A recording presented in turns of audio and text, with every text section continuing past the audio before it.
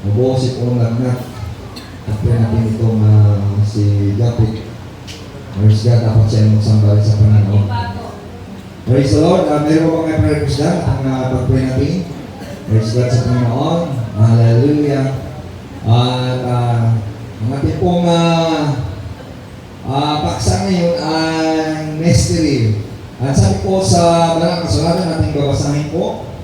Praise God. Sa Banal na Kasulatan, ang sabi nito po, He answered and said unto them, because it is given unto you to know the mysteries of the kingdom of heaven, but to them it is not given.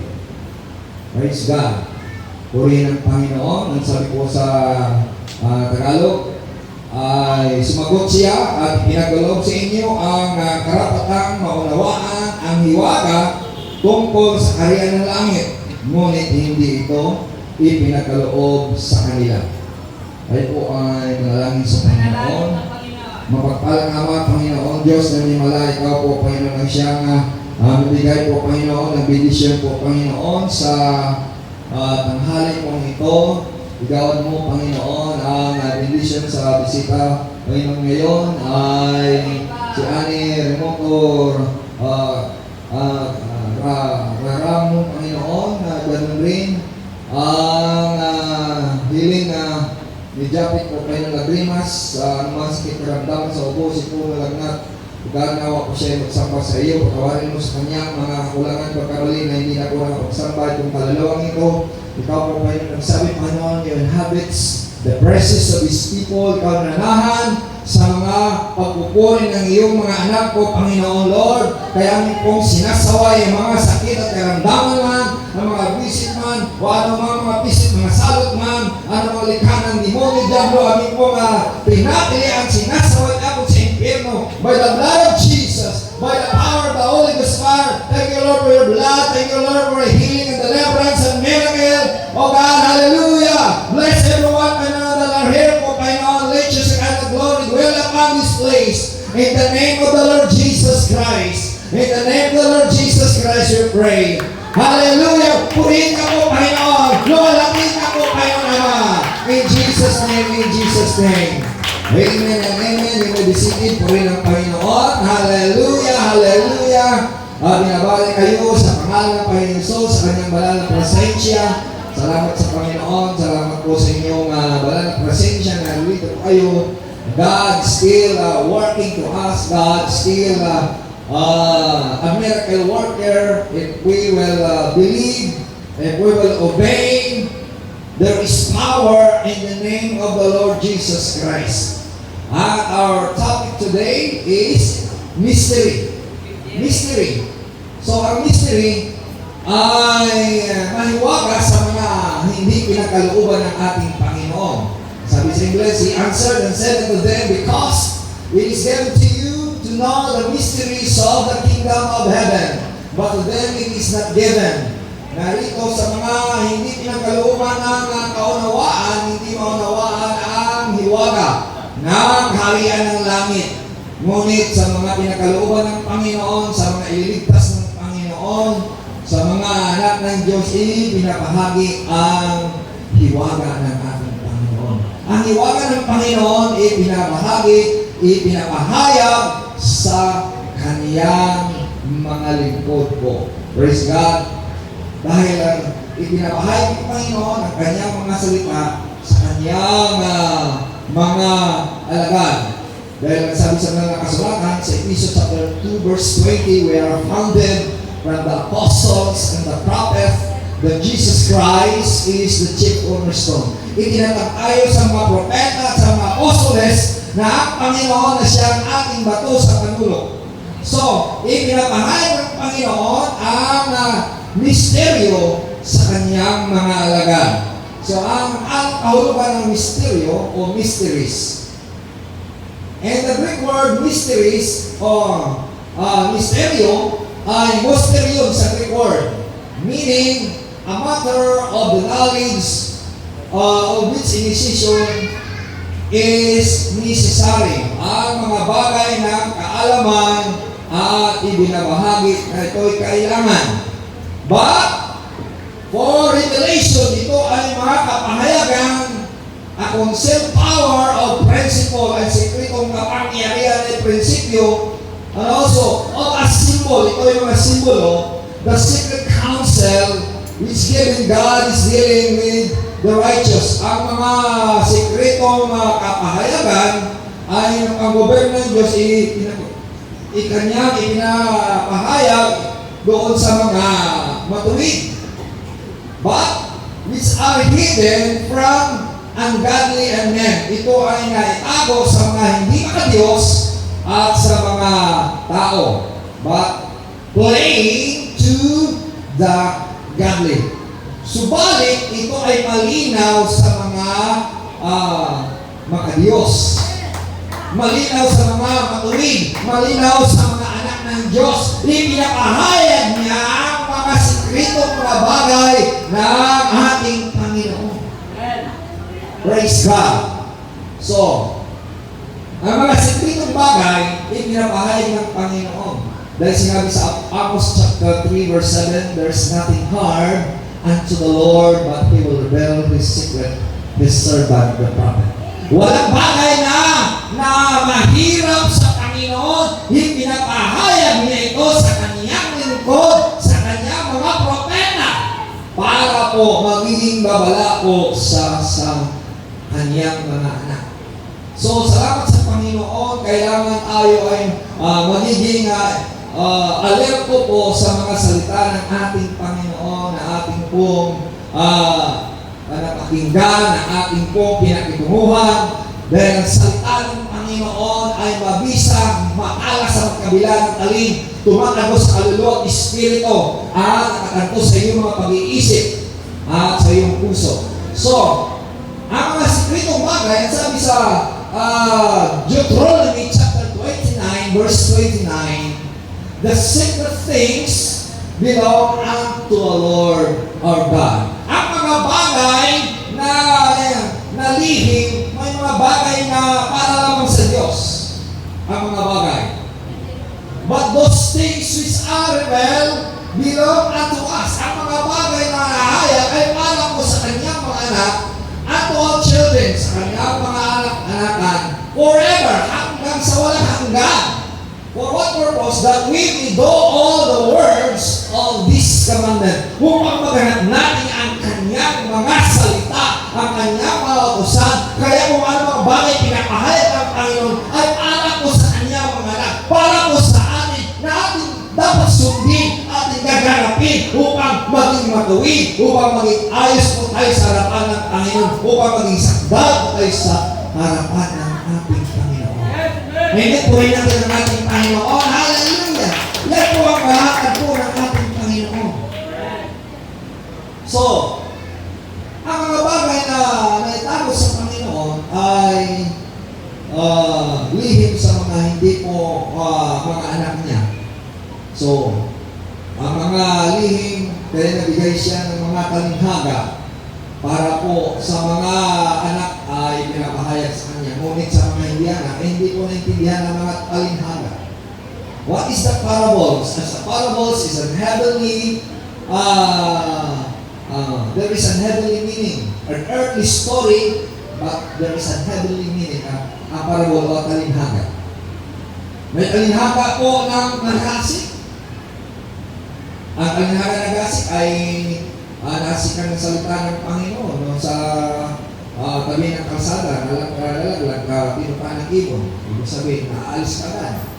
Naasik po doon sa dawagan dahil sa mga problema, hindi po tumubo. Yan po ay namatay. Ang iba nasik po sa batuhan, yan mga marami pong masulinanin. Dahil sa maraming sulinanin, hindi po lumago at hindi po namumunga. Ngunit pwede itanim sa mabuting lupa. Ang mabuting lupa, yung mga taong interesado po sa salita ng Panginoon. Panginoon, pinakinabangan ng salita ng Panginoon, ipinamumuhay ang salita ng Panginoon, namumunga ang salita ng Panginoon, nagbubunga, nag-akay ng mga kaluluwa, nagbubunga ng 30, nagbubunga ng 60, nagbubunga ng 100, nagbibigay po sa ating pong pagpahalaga sa salita ng Panginoon. Kailangan pahalagahan natin ang salita ng Panginoon, bigyan natin ng importansya ang salita ng Panginoon upang magbibigay po sa atin ng benepisyo. Amen ba? Purihin natin ang ating Panginoon. Hallelujah! So, kung ng isang trigo ay nasabi nga, Panginoon ay nagasip tayo ng trigo. Bakit mayroong tumubo na mga damo o mga pansigang damo? Ang sabi ng Panginoon kasi nung natutulog kayo, nagasik rin ang anak ng demonyo. Yan, nagasik rin ang mga pangsila na yan sa trigo. Ang sabi ng mga alagad, Panginoon, puntahan namin sa taniman upang tanggalin ang mga pangsilang damo. Ang sabi ng Panginoon, hayaan mo lang sila dyan. Dahil kukunin niyo sila at ipunin sa panahon ng tigaan. At sila susundugin. Ang buhay sa mundo ito, ang buhay sa paglilingkod sa Panginoon ay kung minsan marami po tayong mga suliranin, marami po tayong mga problema sa ating buhay, pero tila ba gusto mo ay alisin ang mga suliranin sa ating buhay at ating mga gusot sa ating buhay. Ngunit, ang sabi nga, alisin yan. Nakakasira lang yan. Pero ang sabi ng, hayaan mo lang sila dyan. Bakit? Dahil dyan, nagpapatibay sa ating pagtitiwala sa Panginoon na kung kumahog rin tayo ng mabuhay. Kung paano ang mga sakasiran daw kumahog mabuhay. Tayo na kumahog mabuhay, para po tayo mabuhay. Kaya kailangan tayo magtiwala sa Panginoon, manalangin sa Panginoon, umaasa sa ating Panginoon. Kaya lang at trigo, yan ang siguro po sa pag-alaga ng kanyang tagapangasiwa. Ngunit pangasirat ako, pangasirat talaga yan, dumisa na dyan. Pero, hinayaan na ng Panginoon. At the time of the harvest, alisin ng Panginoon sila. Kaya kung mayroon pong naninira sa iyo, mayroon pong nangadyan ka, mga kaibigan mo, kapatid mo, anak mo naninira sa iyo, hayaan mo lang sila lang. Dahil nagpapatibay sa iyo yan. Yan ang mystery, nagpapatibay sa iyo. Kung ikaw ay mapatibay sa Panginoon, isipin mo yan, it is the challenge, isipin mo yan, hallelujah, ikaw ay sinusubok kung ikaw ay matibay sa Panginoon. Amen? Amen? Kaya, kung minsan sabihin mo, alisin mo. Pero, ang sabi namin, hindi mo alisin. Friends, ganyan po ang matalinhaga ng ating Panginoon. Matalinhaga ng Panginoon tungkol po sa igos na ang dami ng kanyang dahon ngunit walang bunga. Bakit walang bunga? Dahil marahil hindi na bunga. Dahil panahon na, wala na mga season na ng igos.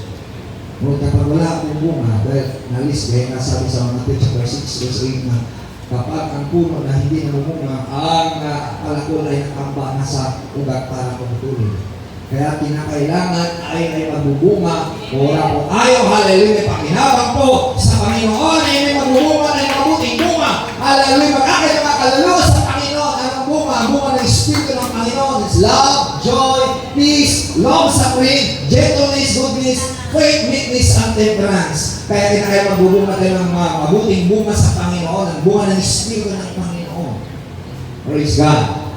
Kaya, ang bayan ng Panginoon at kailangan natin dalangin sa Panginoon, sila ay pinili ng Panginoon, tayo dinugtong lang sa sanga. Hindi tayo nagmamalaki dahil tayo dinugtong lang, tayo maligaw na sanga dahil sa pagmamahal ng Panginoon. Idinugtong tayo sa tunay na puno, baka magligaw tayo, baka hindi tayo tunay na anak ng Panginoon, naging anak tayo dahil sa panampalataya, dahil magtitiwala sa Panginoon. Yan ang tiwala po ng pagmamahal ng ating Panginoon.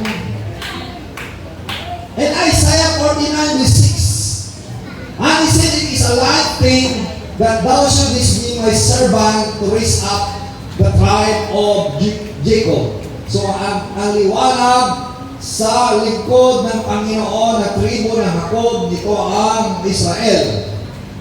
and to restore the preserve of Israel. Kaya ang pangako ng panghiwaga ng Panginoon, i-restore sila, ibabalik ulit sila dahil nag-preserve sila sa Panginoon. Kaya ating pag-pray sila sa Psalms chapter 122 verse 6. Pray for the peace of Jerusalem. For they that pray for thee shall prosper that love thee, in Psalms 122 verse 6. So, at sabi dyan, He will restore ang Israel, the preserve of Israel. Pero sabi niya, I will also give thee for a light to the Gentile. So, hindi lamang ng Israel, ang Panginoon ay magbigay ng liwanag sa mga hintil. Sino mga hintil? Tayo po yung mga hintil. Salamat po sa Panginoon. Nagbigay siya ng liwanag, nagbigay siya ng sinag, nagbigay siya ng biyaya, nagbigay siya ng pagpapala, nagbigay siya ng kapangyarihan at kaligtasan. Dahil po yan po ang biyaya ng ating Panginoon. So, at sabi niya, thou is my salvation unto the end of the earth. So, ang kaligtasan ng Panginoon ay pinagkalobya hanggang sa dulo ng daigdig. So, hindi siya nagtatangi ng tao dahil sa kanyang biyaya, dahil sa kanyang grasya. Pinagkaloob na sa mga hintil, hindi lamang sa mga Israelita, kundi sa lahat po na mga makarating sa biyaya ng Panginoon, makarating sa trono ng Panginoon, makarating, hallelujah, praise God, sa kalooban ng ating Panginoon, ang kalooban ng Panginoon na makarating ka sa Kanya, na maglingkod ka sa Kanya, magpupulis ka sa Kanya. Inipuri natin ang ating Panginoon. Praise the Lord, hallelujah, say come on. Praise God, halika kayo dito, bakit marami makati dito, amen, praise God, hallelujah, ating mga bisita, amen, praise God. So, salamat po sa Panginoon. Ang hangat po ng Panginoon na maligtas po ang sangkatauhan. Maraming bakante. He is been my salvation. So, ang kaligtasan, hanggang po sa dulo ng daigdig, ipinagkaloob niya po sa lahat ng mga tao. Kaya, everybody is invited, everybody is welcome, everybody will be saved if we will believe and accept and repent, hallelujah, to be the Son of God, believe. There's a John chapter 1 verse 12, to them that believe upon His name, give Him a power to become the sons of God. Ang sumampalataya sa Kanya, binigyan niya ng karapatan, maging anak niya. Yan po ang hiwala ng pagmamahal ng ating Panginoon. Kapag sumampalataya ka sa Kanya, binigyan na tayo ng karapatan na maging anak niya. Amen. Praise the Lord. Hallelujah. Glory to God. At sabi ko sa John chapter 6 verse 35, and Jesus said unto them, at sinabi ng Panginoong Jesus sa kanila, I am the bread of life. Ako ang tinapay ng buhay. He that cometh to me shall never hunger. So ang lalapit sa Kanya ay hindi po magugutom. And he that believeth on me shall never thirst.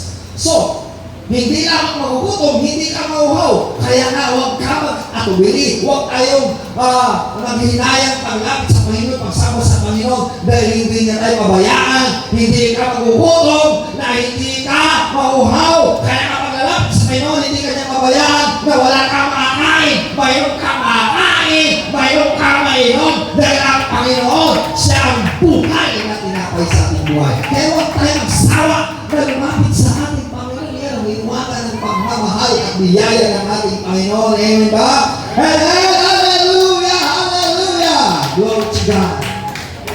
Praise God. In John chapter 12 verse 24, He said, Verily, verily, I say unto you, katotohanan, sinasabi ko sa inyo, except a corn of wheat fall into the ground and die, maliban ang mais na ito o ang trigo o ang wheat na malaglag po sa lupa at mamatay, it abide alone, manatili ng isa, ngunit ang sabi niya, but if it die, ngunit kapag ito'y mamatay, it bringeth forth much fruit. Tingnan mo, ang mais, kapag nagtanim ka ng mais, isang piraso lang, ngunit sisibol lang ng maraming bunga, di ba? Isang piraso lang. Kaya nga, kinakailangan mamatay ang buto sutil, kinakailang mamatay, bisan na ilibing, may tanim, upang ito ay mamumunga ng maraming bunga. Amen and amen and amen. Yan ang hiwaga ng ating Panginoon. Kinakailangan ang ating lumang pagkatao. Praise God. Kinakailangan lumang ating pagkatao, kinakailangan ito'y mamatay. Amen ba? Para tayo mabubuhay. Ano sinabi sa Romans chapter 8, verse 6, for to be carnally minded is death, but to be spiritually minded is life and peace. Kinakailangan magiging spiritual being po tayo sa Panginoon upang tayo mabubuhay. Kaya, ang lison, ang aral hiwaga sa ating Panginoon, kinakailangan ang ating lumang pagkatao ay ito ay mamatay. Hello? Our old nature must be died. Ano sinabi dyan? For to be carnally minded is death, but to be spiritually minded is life and peace. Kaya ang Panginoon ay kinakailangan mamatay para po maligtas po tayo. Para ibuhos niya ang kanyang banal na dugo. For without shedding of the blood, there is no remission of sin. Sabi po sa Hebrews chapter 9, verse 22. So, ang layunin po ng Panginoon na siya'y kahayag upang mabuhos ang banal na dugo. Kaya ang layunin ng Panginoon na kinakailangan, bago po tayo kinakailangan, the old nature natin ay mamatay para mamumunga tayo ng bagong bunga, bagong pagkatao. If anyone be in Christ, He is a new creation. All things are passed away. Behold, all things are become new. We will be a new creation ng ating Panginoon sa 2 Corinthians chapter 5, verse 17. So, gusto mo ng Panginoon na mailibing ang luma nating pagkatao. Paano malibing? Kinakailangan ikaw mabautismuhan sa pangalan ng ating Panginoon Jesus. Yan ang good news is death, burial, and resurrection. Na kinakailangan mailibing ka, yan kamatayan mo, yan ang pagsisisi na yung kasalanan, mailibing ang bautismo sa pangalan ng Panginoon Jesus, ang resurrection, pag-receive ng Espiritu Santo ng ating Panginoon. Yan ang mystery na dapat na tanggap po ng sinumang kapag siya ay nakralik ng salita natin at kinakailangan tayo magbubunga sa ating Panginoon. Amen ba? Hallelujah! Hallelujah! Para tayo magbubunga, kailangan natin matanggap ang Espiritu ng Panginoon. In Acts chapter 1 verse 8, but ye shall receive power after that the Holy Ghost is come upon you, and ye shall be witnesses both unto me both in Jerusalem and in Judea and in Samaria unto the uttermost part of the earth. So, ang pagiging saksi. Ang ibig sabihin po ng power, maging saksi po tayo. Sa English word ng power is dunamis. Ang dunamis is special miraculous ability. Mayroon kang special na milagrong abilidad kapag natanggap mo ang Espiritu Santo na ipinakaloob, hallelujah, ng Diyos. Yan ang kapangyarihan para magiging patutuo ka, magiging saksi ka. Ang pagiging saksi nagsimula saan? Sa Jerusalem. Sa Judea, iyon po ang mga kamag-anak niya. Doon sa Samaria, mga kaibigan niya, hanggang sa dulo ng daigdig, nakarating po ang Ebanghelyo ng Panginoon. Nakarating ang kapangyarihan ng Panginoon. Yan ang misteryo ng pagmamahal ng Panginoon. Nakarating sa amin, mga kapatid. Hallelujah! Kaya kinakailangan samantalay natin ang kaligtasan na ipinakaloob ng Panginoon. Dahil kapag mag-close na ang biyaya ng Panginoon, wala na po Espiritu Santo, wala na pong grasya. Dahil ang grasya po ay may hangganan ang pagmamahal ng ating Panginoon. Mayroon pong hangganan sa mga taong ayaw po tumanggap sa ating Panginoon. Praise God. Yan ang mystery po ng ating Panginoon na kinakailangan matanggap ng tao na ipanganak siya sa tubig sa Espiritu, death, burial, and resurrection. Death is symbolized po ng pagsisisi ng ating kasalanan. Ang burial, ang simbolo po na bautismo sa pangalan natin ba Jesus.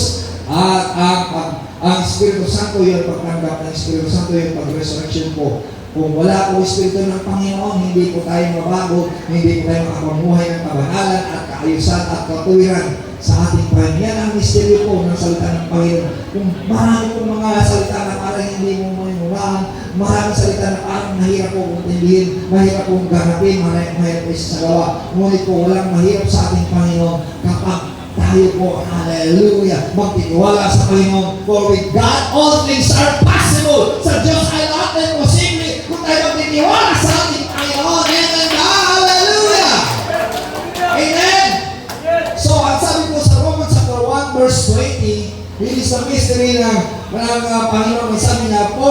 invisible things of Him from the creation of the world are clearly seen, being understood by the things that are made, even His eternal power and Godhead, so that they are excused, no? So that they that are without excuse. So ba, wala nang idadahilan po ang tao. Ipinapahayag ng Panginoon ang mga bagay na hindi nakikita, ang mga bagay na nakikita, ipinahayag ng Panginoon, ipinakanto ng Panginoon, ipinabalas ng Panginoon, kahit ang wala hanggang kapangyarihan niya, ang kanyang pagkadiyos, para wala nang mga idadahilan ayon sa Panginoon. Kung gusto, may paraan. Kung ayaw, maraming dahilan. Salamat sa kayo, nalilito ka. Ipinahayag ng Panginoon, ang biyaya ng Panginoon, ang grasya ng Panginoon. It is the grace of God that you are here. It is the grace of God that you receive the power of God, receive salvation, receive healing and miracle. Hallelujah. Amen. Purihin natin ang ating Panginoon. It is the mystery of God. Kaya ang mystery po ng ating Panginoon ay hiwaga sa mga hindi tumanggap sa Kanya. But sa mga tumanggap sa Kanya, it was revealed na hayag po, ipinanantun ng Panginoon, ipinakilala niya ang Kanyang kapangyarihan, ang Kanyang pagkadiyos.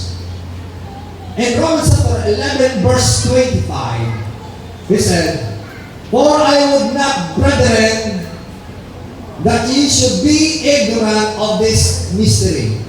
Kaya, sabi ng Panginoon, huwag tayo magiging walang malay tungkol sa hiwag ito. No? Huwag tayo magiging ignorante o maging walang malay sa mga hiwag ito. Sabi niya, "Lest ye should be wise in your own concept," na tila bagay maging matalino ka sa iyong karunungan. Ngunit po, ang sabi niya, "But the blindness in part is coming to Israel." Ang pagkabulag ng Israel ay bahagya lamang.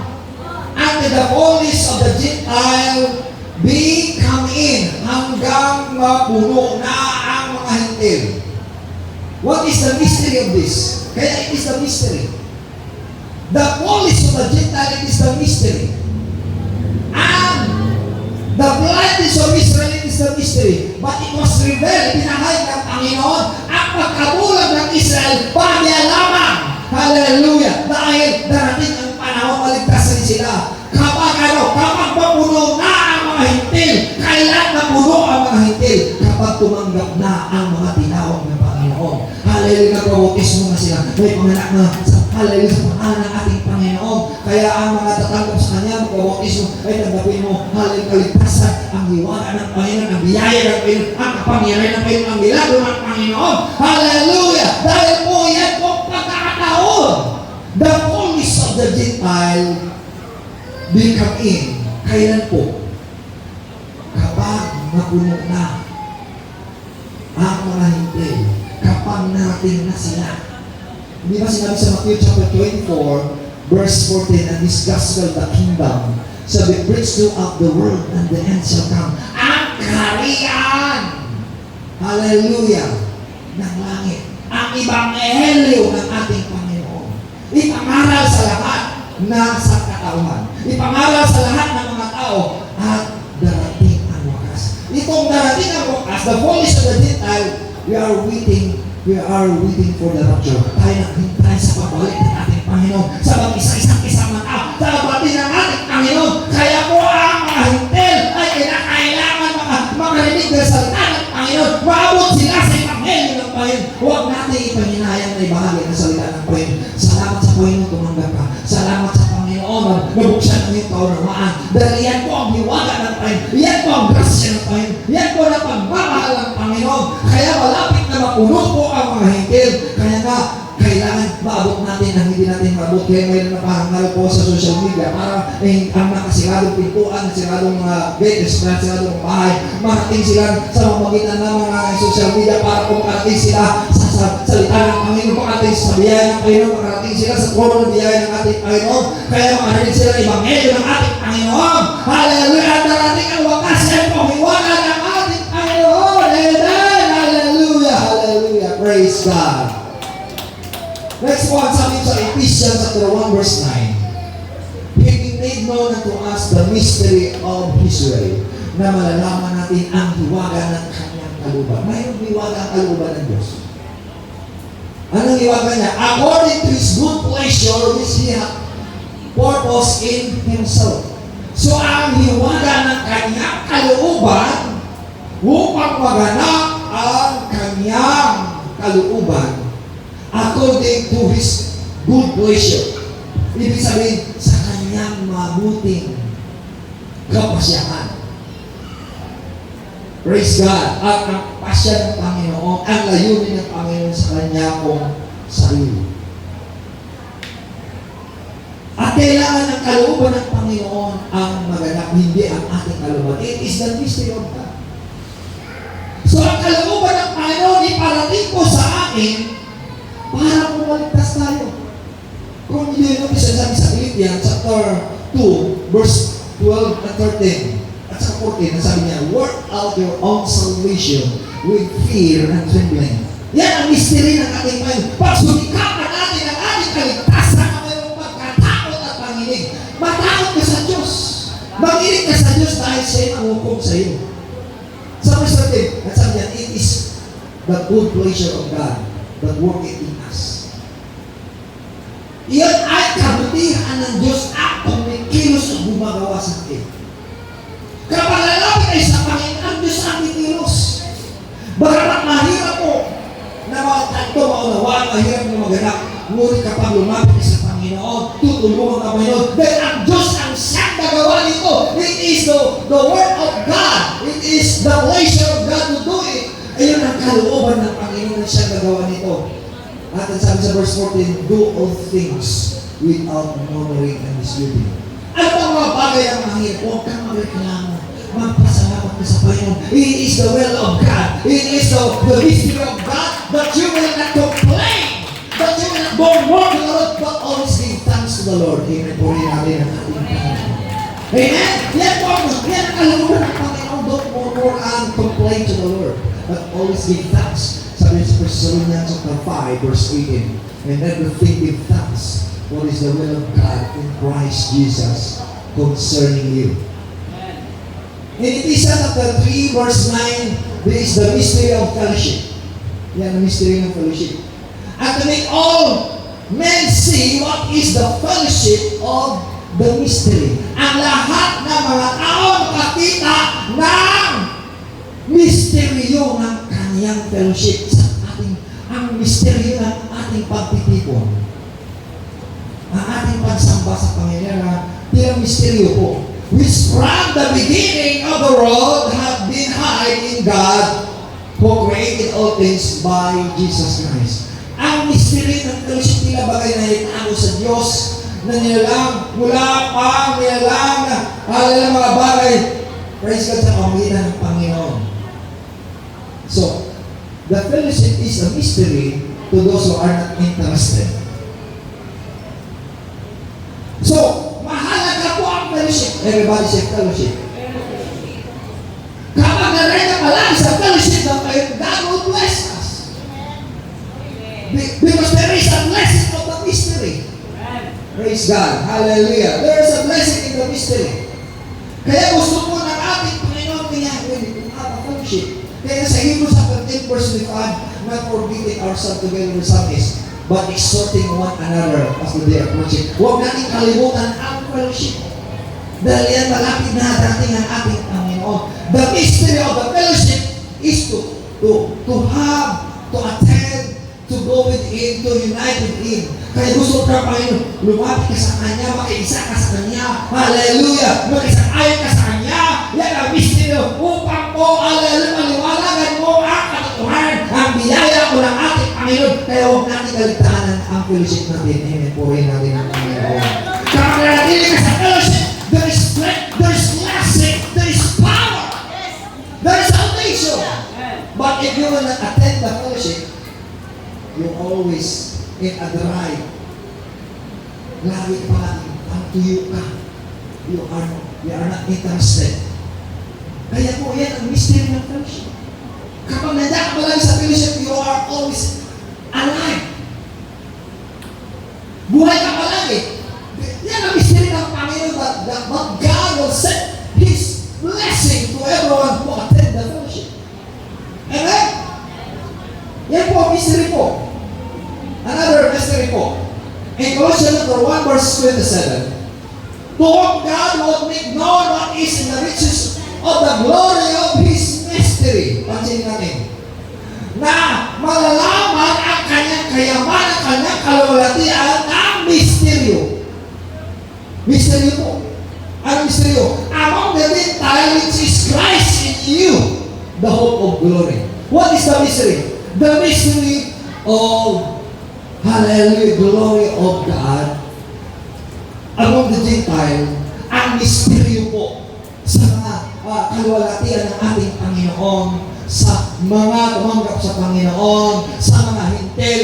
Pansinin natin ang misteryo ng ating Panginoon, ang kanyang kalwalatian. Pansinin natin, nasabi niya, Christ in you, the hope of glory. Sabi natin, Christ in you, Christ in us, the hope of glory. May pag-asa po tayo, looking of the blessed hope and glorious appearing of our great God, Savior Jesus Christ. In Titus chapter 2 verse 13, antay natin ang pagpahayag ng ating Panginoon. It is the mystery po, ang glory ng ating Panginoon. Kaya nga, samantalay natin ang kalwalatian ng Panginoon. The Shekinah glory of God dwell upon this place if you are worshiping God. Hallelujah. Christ is in you, the hope of glory. Greater is in you and bigger is in us and bigger is in the world. Dakila na sa inyo kaysa sa sanglibutan. Amen. Kaysa si Kristo ay nasa iyo. Hallelujah. Amen. Si Kristo ay nasa atin. Amen. If God be for us, who can be against us? Kung ang Diyos ay nasa iyo, walang lalaban sa iyo. Dahil ang Diyos ay nasa iyo, si Kristo ay nasa iyo. Amen. Purihin natin ang ating Panginoon. Hallelujah. Hallelujah. Hallelujah. Amen. Another mystery po. Ang sabi sa 1 Timothy chapter 3 verse 16. And without controversy, great is the mystery of godliness. The great is the mystery of godliness. Ang mystery po ng pagka-Diyos niya. Na walang pagkatalo-talo, dakila, hiwaga ng misteryo ng kanyang pagka-Diyos. Na anong mystery niya ng kanyang pagka-Diyos? God was manifest in the flesh. Ang misteryo niya, ang Diyos ay nagkatawang tao. Ang Diyos ay hindi tao. Ngunit walang imposible na siya pagkatawang tao. Yan po ang misteryo ng Panginoon na hindi matanggap ng iba, na ang Diyos ay hindi naman tao. Ngunit ang Diyos ay nagkatawang tao. It is the mystery of God that paribel po sa atin na ang Diyos ay nagkatawang tao. Ay may purina nila ang ating Panginoon. Hallelujah. Not only to manifest in the flesh, but justified in the Spirit. Para po, nagkakawang-tao siya para magiging matuwid sa kanyang Espiritu. Hindi ka maging matuwid kung wala kong Espiritu ng Diyos. At sabi niya, sin of the angel, ipinakita po sa mga nilalang niya, sa mga anghel. Hallelujah. Kapag what souls will be saved, 1,000 angels are, hallelujah, rejoicing in the Lord. Hallelujah. Amen. Isang hallelujah. Kaya nasabi, what profit a man if you get the whole world and lost your own soul? In Mark chapter 8 verse 36. At sabi niya, and preach out to the Gentile. So yan po ay pinangaral sa mga hintil. Yan ang misteryo ng ating Panginoon. Nakarating na sa mga hintil. And then believe on in the world. Pinaniwalaan na ng mundo. At sabi niya, receive up into the glory. Tinanggap sa kalwalatian. Bakit tinanggap sa kalwalatian? Tinanggap sa kalwalatian dahil nabuhay na magulang Panginoon. Nung nabuhay na magulang Panginoon, ipinagkaloob niya, hallelujah, ang kanyang kapangyarihan, ang kanyang milagro, ang kanyang, hallelujah, kalwalatian sa ating Panginoon. Yan po, hallelujah. You receive up the glory. Kaya kapag tinanggap niya sa kalwalatian, tanggapin niyo tayo sa kalwalatian ng Panginoon. Praise God. Kapag nanganggap ang mystery ng Panginoon, God is in you. Hallelujah. Christ is in you, the hope of glory. Amen po rin natin ng Panginoon. We are born with the Christ. Therefore, glorify God. Your body, your spirit is our God. In 1 Corinthians chapter 6, verse 20. Ito ay katawanan ng Diyos. Your body is the temple of God. It is God's property. Kaya he that committed sin is committed his own body. Sabi po sa 1 Corinthians chapter 6, verse 18. So, ang nagkakasala ay nagkakasala sa kanyang katawan because this body is owned by God. Pagkaari ito ng Diyos. Amen. Purihin natin ang ating Panginoon. Amen. Hallelujah. mystery in 1 Corinthians chapter 15, verse 51 to 52. Behold, I show you ang mystery. Narito, pinagkaloob ko sa inyo, inahayag ko sa inyo ang mystery. Anong mystery? What is the mystery? The mystery, we shall not all sleep. Hindi tayo lahat ay natutulog. Ibig sabihin, hindi tayo lahat ay mamatay. Yan ang mystery. Bakala mo mamatay ka. Hindi tayo mamatay. But sabi na, but we shall be all changed. Ibig sabihin, yan ang mystery ng Panginoon. Ang namatay na yun. Kung ikaw naniniwala na hindi ka mamatay, hallelujah, paniniwalaan mo. For we shall be changed. Amen, amen. We shall be changed and you shall be changed. If you believe that you will not die, be it moment to you. Sinabi sa Psalms 118, verse 17, I shall live and shall not die and declare the works of the Lord. Amen. You will declare the works of the Lord. You will not die and you shall live. Puri natin ang Panginoon. God will change us. Babaguhin ka ng ating Panginoon. Hallelujah. Puri natin ang Panginoon. God will change you. Ikaw ay buba ngayon. Matanda ka na. God will change you. Kaya nasabi sa 1 John chapter 3 verse 2, when He appear, we shall be like Him, or we shall see Him as He is. Kapag siya mahayag, maging katulad na tayo, na siya hindi na tumata, hindi na mamatay. Hindi na tayo mamatay. It is the mystery that God will change us, will change you, everyone. Amen. If you accept Jesus Christ, God will change you. God will change us. Kaya sa verse 52, in a moment, in a twinkling of an eye, says, sa isang dali, sa isang mata. As the lamp sparks, huling trumpeta, for the trumpet shall sound, ang trumpet ay tutunog, and the dead shall rise incorruptible, and he shall be changed. Ang namatay ay babaguhin ng ating Panginoon. So, ibig sabihin, ang mga buhay sa isang mata, babaguhin na ng Panginoon. Ang namatay, gigising ng Panginoon. Ibig sabihin, hallelujah, kung namatay, huwag kang malala sa namatay, baguhin ng Panginoon yan. Amen ba? Kaya na buhay, kapag natin ay sa Panginoon, natanggap mo yung misteryo ng Panginoon, ang misteryo na hindi ka mamatay, kundi mabubuhay na, babaguhin ka ng Panginoon. Hallelujah! Hallelujah! Are you glad that you will be changed? Are you glad that you receive? Hallelujah! The mystery that you will be changed, my God. Hindi ka magalang kung baguhin ka ng Panginoon, huwag ka na mag-alala sa iyong buhay. Hallelujah! Hallelujah! Ikaw ay tumatanda, na ikaw nanghihina, ikaw na umupulwag na, babaguhin tayo ng Panginoon, ay babaguhin ng Panginoon. Hallelujah, hallelujah, hallelujah. Praise God. Ano mystery? And Timothy, Thessalonians chapter 2, verse 7 and 8, another mystery, for the mystery of iniquity.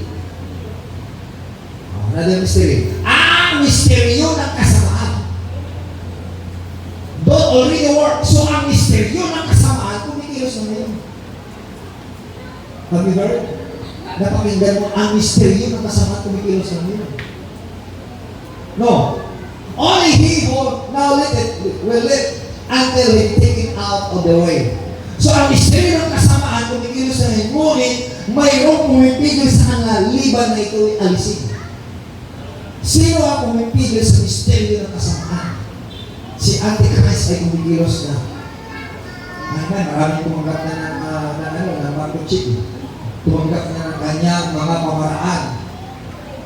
Ngayon po, may pumipigil sa kanya.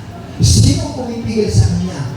Yun ang misteryo na may pumipigil sa kanya. Ang pumipigil sa kanya, yun ang mayroong kapangyarihan na ang Diyos ang pumipigil sa kanya.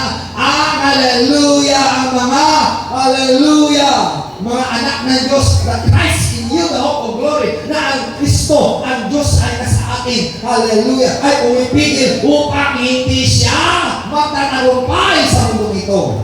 At sabi sa verse 8, and then shall the wicked be revealed. Kapag alisin na ang pumipigil, gayon ang kasamaan ay kikilos ng lubos. Whom the Lord shall consume with the Spirit. At siya ay susunugin ng sa Espiritu ng Panginoon of His mouth sa kanyang mga bibig. At sa kanyang bibig, and He shall destroy with the brightness of His coming. So sa kanyang bibig, sa kanyang may apoy na lumalabas sa kanyang bibig. at magwasak sa pamagitan ng sinag ng kanyang kalwalatian. Yan po, sa sigang kami ng ating Panginoon, kaya malupit ng kaaway. Amen? And the mystery, in Hebrews chapter 2 verse 14, for as much then as the children are partakers of flesh and blood, na bilang tayo mga anak niya, naging kabahagi sa laman ng dugo, at He also Himself likewise took part of the deceit. Kung tayo ay may laman ng dugo, ginanap rin ng Panginoon, nagkaroon siya ng laman ng dugo. For what purpose? Ano lang? That through His death, He might destroy him that had the power of death, that is the devil. Sa pamagitan ng kanyang kamatayan, nilupig niya na ang kamatayan. At nilupig niya ang kamatayan, walang iba ang diablo. Hallelujah! Nilupig na ng Panginoon ang kamatayan ng diablo. Kaya wala na kapangyarihan ng diablo. Wala na kapangyarihan ng kamatayan. Hallelujah! Salamat sa Panginoon. Yan ang misteryo. Kapag ginagawa mo ang Panginoon, wala na kapangyarihan ng kamatayan sa iyo. Amen. Hallelujah. Amen. Kaya sabi namin, even the gates of hell shall not prevail against it in Matthew chapter 16 verse 18. So salamat po sa Panginoon. Hallelujah. Na hindi ka na matakot mamatay. Dahil nilupig na ng Panginoon ng kamatayan. Yan po. Yan pangako ng Panginoon. Mamatay ka man mabuhay. Kasi binuhay mo ng Panginoon, nabuhay na siya ng tuloy. Praise God. Sa isang patayan ng misteryo ng Panginoon, hindi tayo mamatay. Amen? Yan po ang pangako ng ating Panginoon. So, ito pa huli. In Revelation chapter 10 verse 7. But in the days of the voice of the seventh angel, na sa araw ng busis ng pitong anghel, when he shall begin to sound, at siya ay kung simula ng pagtunog, the mystery of God shall be finished. So kapag natunog na ang trompeta na seven trumpets ng Panginoon, tatapusin niya na po ang misteryong ito. Yung katapusan ng misteryo. When the seven trumpet will sound. And he shall declare his servant the prophet. I-declare na sa kanyang propeta. Kaya po, ang seven prophets po, marami po mga kasalot mangyayari sa mundo nito. Pero salamat sa Panginoon, hiingatan tayo ng Panginoon. Hallelujah. Praise God. Hallelujah. Tinapos na ng Panginoon sa siya kabayugo sa krus is finished at matapos na ang misteryong ito. Kung na hindi ka nahayag na sa atin ay para sa Diyos, ngunit po, tatapusin ang payon ang misteryong ito upang tayo lahat ay kukunin ng ating Panginoon. Amen. Purihin natin ang ating Panginoon. Hallelujah. So, the seventh angel, it is the seven trumpets na tutulog ng trompeta ng Panginoon. Hallelujah. Ngayon, kung mayroon pang seven trumpets, mayroon ng seven Spirit of God that God gives to His sons and His daughter. In Isaiah chapter 11, verse 2, the seven Spirit of God, ano yan? What is the seven Spirit of God? The Spirit of the Lord, the Spirit of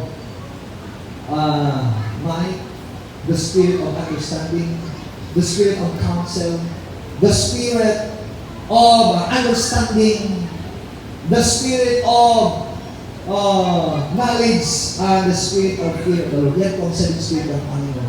Kaya kapag mayroon kang ng Spirit ng ating Panginoon at naunawaan mo, maging patatag ka sa Panginoon for the wisdom He founded the earth, by the understanding He established the heaven. Kaya kapag mayroon kang Spirit ng ating Panginoon, you have a widening understanding. Mayroon kang counsel, mayroon kang papapayo, hallelujah, papayuan ka ng Panginoon, mayroon kang pangunawa, hallelujah, mayroon kang karunungan sa Panginoon, mayroon kang, hallelujah, praise God, kapangyarihan sa ating Panginoon, mayroon kang takot sa Panginoon na magawa mo ang lahat ng mga bagay. Kaya matatapos ang lahat na ito, praise God, sa ating mga paghihirap, kaya matatapos ito, mayroong katapusan ng lahat ng mga bagay.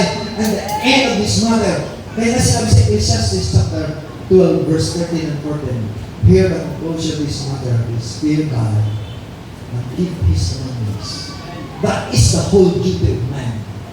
For God will give a judgment of every works, and even the secret things shall be revealed, even it is good or even it is bad. God will reveal all the secret things na ay lahat ng mga bagay. Kaya na matakot tayo sa Diyos. Amen. Praise God, ang panghuling hallelujah, ang talata po, praise God. In Revelation chapter 10 verse 10, he said, I took a little book out of the angels' hands and ate it up. And it was in my mouth as sweet as honey. And as soon as I had eaten it, my belly was bitter. So, ang salita ng Panginoon na nung pumasok sa kanyang mga labi ay matamis. Ngunit doon na pumasok sa kanyang tiyan ay pumapakit. Alam po, ang salita ng Panginoon, matamis. Mapakinggan mo ang mga salita ng Panginoon. Matamis ang pangako ng Panginoon. Matamis ang kasalita ng Panginoon.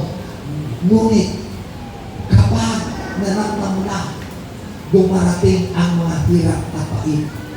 Yan po ang mga salita ng Panginoon. Hindi lahat ay matamis. Mayroon din pait. Ang pait na yun ay ibig sabihin parang malago. Kaya nga we are living by faith. In Romans chapter 1 verse 15, we are living by faith. Ano ibig sabihin living by faith? Living by pait. Pait. Kaya na, mayroon kamaitan sa paglilingkod sa Panginoon. Ngunit masaya po. Kaya magpatuloy ka lang sa Panginoon. Kasi nga sa Psalms 119, 103, Hallelujah, the word is in my mouth is a sweet and hallelujah, is a sweet and honeycomb into my mouth and to my lips. So kung minsan akin matamis ang mga pangako ng Panginoon. Ngunit ayaw ng tao kung minsan ng hirap.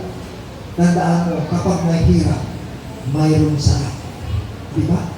Dahil sabi sa 2 Timothy chapter 2, verse 3, to be a son of God, to be a soldier of God, we must endure affliction. Hallelujah. To be the children of God, we must endure affliction. Endure hardness. Amen. Endure hardness. Bilang anak ng Diyos, bilang masundalo ng Panginoon, magtitiis tayo sa mga kahirapan. Kung paano si Kristo nahirap sa 2 Timothy chapter 2, verse 12, and where we suffer with Him, we shall reign with Him. Kung mayroon tayo mga kahirapan, mag-aari tayo sa Kanya. Amen. And the last verse, sabi niya, sa 2 Timothy chapter 3, verse 12, sabi niya, if anyone live godly in Christ Jesus will suffer persecution. Lo, listen. If you want to live godly in Christ Jesus, there's a persecution. Are you prepared for the persecution? Are you ready for the persecution? Kung minsan, natitisod ka agad sa mga salita lang. Natitisod ka sa kapwa mo. Hindi pa persecution yan. Bakit yan yan? Kinakailan maging matatagay sa Panginoon. Yan ang misteryo ng ating Panginoon. Kung mayroon ng persecution, hallelujah, mayroon ng biyaya ng ating Panginoon. God is there. Hindi magkatagumpay ang persecution. Hindi magkatagumpay sa Satanas. For hallelujah is He that is in you and He that is in the world. Hallelujah. Praise the Lord. Praise the Lord. Amen. And amen. Kaya nasabi niya, I tell you, we are more than conqueror to them that love us. In Romans chapter 8, verse 7. Salamat sa Panginoon na ikaw ay narinig ka ngayon. We will receive the mystery. If you hear the word of God, you will receive the mystery. If you will not listen to the word of God, it lost the mystery that revealed upon you. Salamat sa Panginoon kung narinig ako ngayon. The mystery was already revealed upon us. Everybody had the mystery to stand. Hallelujah. Tayo po na tayo at manalangin po sa ating Panginoon. Dating Diyos, mapagpalang naman. Hallelujah. Sa lahat na nakarinig mo sa pag mayroong persecution darating, mayroong pangalay kahirapan ay darating po, Panginoon. Maging matatag kami, Panginoon. Maging matibay kami, Panginoon, Lord. Hallelujah. Praise God. Dahil ang namin po, Panginoon, darating na, babaguhin po kami, Panginoon. Hindi kami mamatay, kundi babaguhin po kami, Panginoon, Lord. Ipagkaloob ng Espiritu isa. Ipagkaloob mo, Panginoon, ang kapangyarihan sa bawat isa. Upang magtagumpay, Panginoon, Lord. Hallelujah, hallelujah, hallelujah.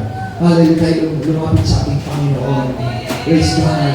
Lumapit kayo sa Panginoon. Praise God. Kapag ikaw, hallelujah, tumanggap ng mystery ng ating Panginoon at reveal na po sa atin, nahayag na po sa atin. Hallelujah, lumapit ka sa Panginoon and you will receive the blessing of God. Hallelujah. We will receive, hallelujah, understanding and the Spirit of God, the Spirit of might, the Spirit of understanding, the Spirit of counsel, the Spirit, hallelujah, of fear of the Lord, the Spirit of knowledge, hallelujah, the Spirit, hallelujah, of the Lord, hallelujah, with understanding sa ating Panginoon, purihin na ating Panginoon, hallelujah, hallelujah, hallelujah, hallelujah. Kaya sa